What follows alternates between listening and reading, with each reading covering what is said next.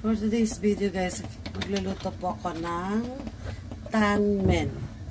Ramen po siya guys, na pangalan ay tanmen. So, unang lalagyan natin is garlic.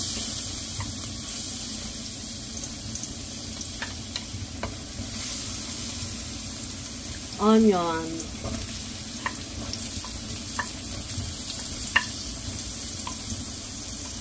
At antayin po natin mag-brown yung garlic at maluto yung onion. Next po natin ang pork.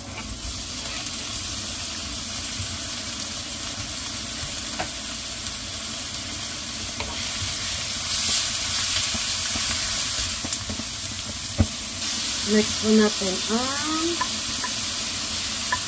onion leeks.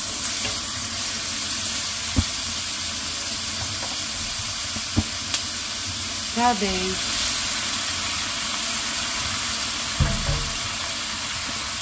at Chinese pepper.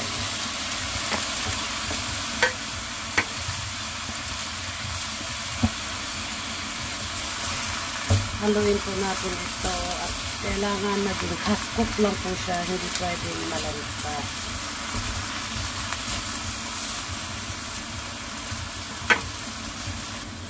Lagay natin ang mushroom, bell pepper.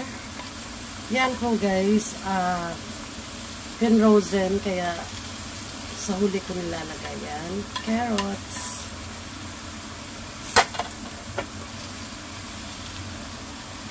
Lagyan natin ang paminta na durog.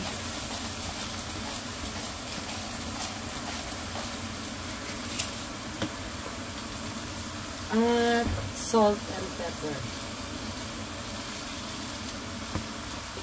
Haluin. Hindi natin lalagyan ito ng tubig guys. Kasi ang sabaw ng ating ramen ay yung pinakuluan mismo ng noodles.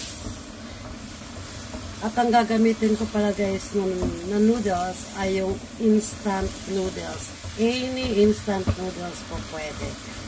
Kaya ako po ginamit ang instant noodles para may idea po kayo at pwede po kayong magluto sa inyong bahay.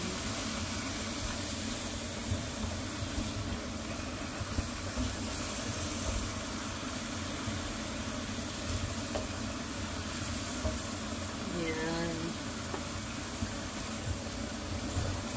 Ayan siya guys. Tapos na rin siya. Ganito lang dapat ang texture niya. At sa panlasa po pala guys, pwede kayong maggamit ng magic sarap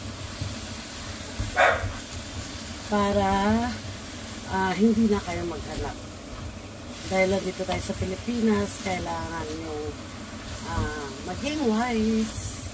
Yung sa akin kasi guys, yung mga ingredients ako na galing sa Japan, kaya Japanese ang gagamitin ko. Sinishare ko lang sa inyo na pwede kayong gumamit ng magic sarap. Kahit sa soup niya, pwede. Yan, done. At punta naman po tayo sa ating noodles.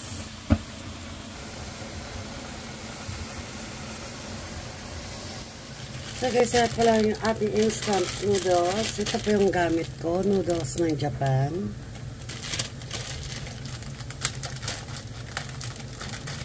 Pero pwede po kayong gumamit ng any instant noodles, guys. Pwede yung Lakumi.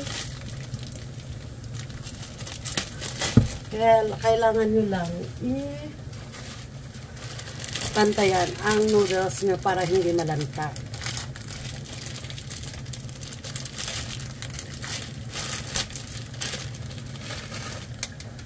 Ayan. Tatlo po ilalagay. Lulutuin ko kasi nga 4 po sila kakain.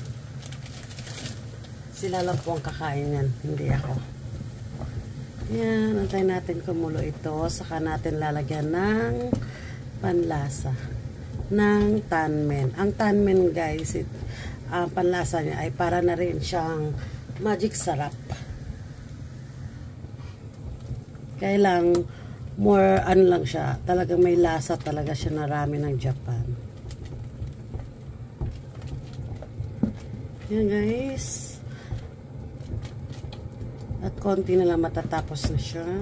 At ililipat na natin sa lagayan. Saka natin i-toppings ang ating ginisang gulay. Ayan.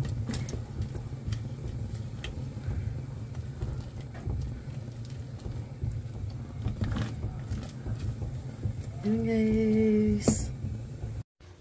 Nalagyan na natin ng toppings ang kanilang ramen.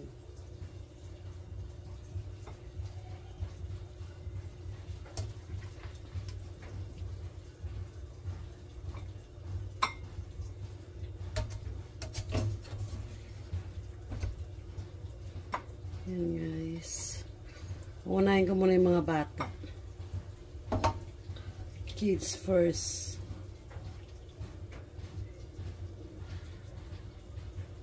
So guys, dahil tatlo sila meron na, lalagyan natin ito. Pepper. At soup na lang siya guys. So guys, lalagyan ko na yung soup.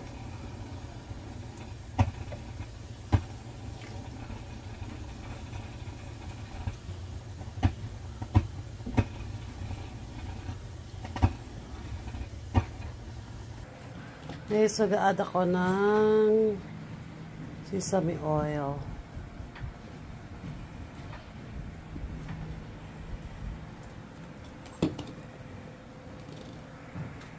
Yes, done.